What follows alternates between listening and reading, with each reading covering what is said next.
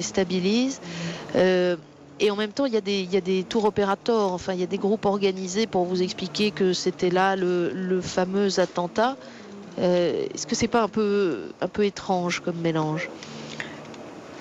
Oui, d'un autre côté, il faut bien organiser que les choses se passent en Amérique. Il faut que ça se passe bien et de façon organisée. Donc, je ne suis pas très étonnée.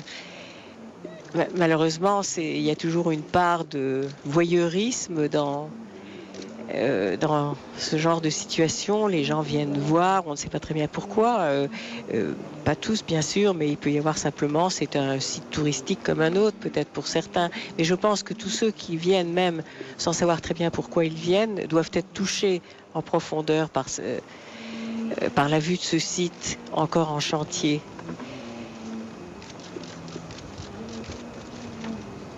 Le pape qui, après, le gouverneur de New York s'est entretenu avec le gouverneur de New Jersey.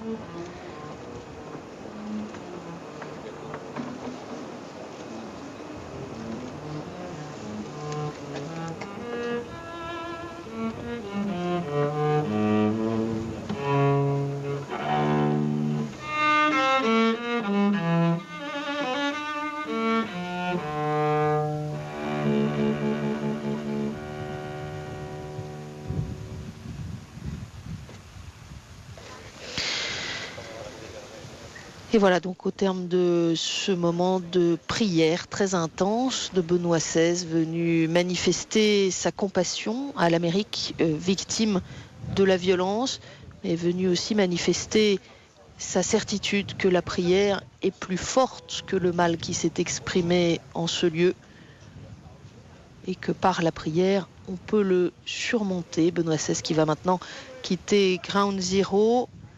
Et nous le retrouverons pour son dernier grand rendez-vous aux États-Unis. Ce sera dans l'après-midi, donc il sera un peu plus de 20 h pour vous en France. Une grand-messe au Yankee Stadium, le grand stade de